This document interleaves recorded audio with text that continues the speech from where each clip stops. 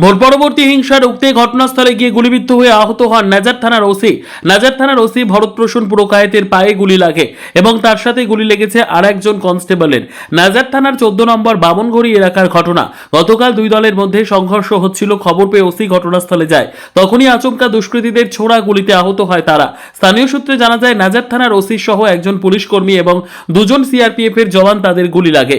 তাদেরকে আহত অবস্থায় চিকিৎসার জন্য কলকাতার চিত্তরঞ্জন হসপিটাল থেকে বাইপাসের ধারে একটি বেসরকারি নার্সিংহোমে নিয়ে যাওয়া হয়। আজ সকালে ঘটনাস্থল থেকে আগ্নেয়াস্ত্র, কয়েক রাউন্ড গুলি ও তাজা বোমা উদ্ধার করেছে পুলিশ। ঘটনার সূত্রপাত বলতে আগামী 4 তারিখ তো আমরা অনেক প্রচুরভাবে আমরা জিতলাম। জেতার পরে ছোট ইটপোল বলে যে একটা স্টপেজ আছে, ওখানে আমাদের টিএমসি বলছি বিজেপির কর্মীরা ওখানে আনন্দ ফুর্তি করার পরে রাত্রে বা বিকালের দিকে সবাই চলে আসে। এবার টিএমসি ওরা হেরে গেছে, ওরা নিজেরার মধ্যে গণ্ডগোল করার পরে ওরা দুজনা প্রচুর গ্রামে প্রচুর ঘর বাড়ি ভাঙচুর করেছে। এই একটা বাড়ি আছে, আগে অনেকগুলো বাড়ি আছে, এই বাড়িটাও ভাঙচুর করেছে। টিএমসির লোকজন এই বাড়িটাতেও ভাঙচুর করেছে।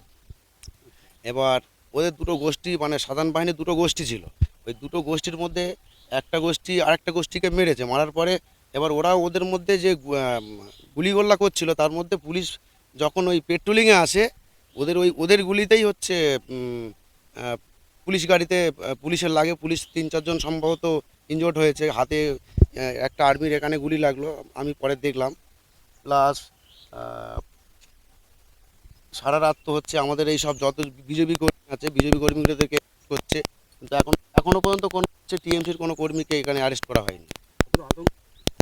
টোটাল গ্রামবাসীরাই আমার আতঙ্ক আছে।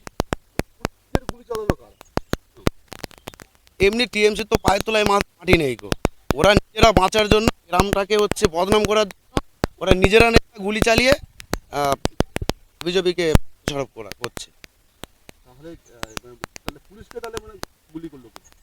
পুলিশকে টিএমসির সাধারণ বাহিনী গুলি চালিয়েছে।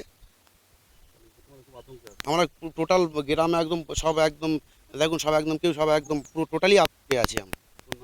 আমার নাম সমীর সর্দার।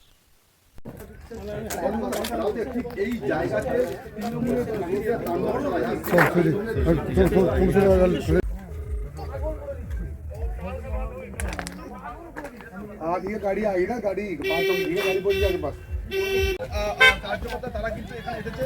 ঘটনার পর ঘটনাস্থল থেকে তাজা বোমা উদ্ধার হয়েছে এবং একটি আগ্নেয়াস্ত্র উদ্ধার হয়েছে। এই ঘটনাকে কিন্তু কেন্দ্র করে এলাকায় চলছে কেন্দ্রীয় বাহিনীকে।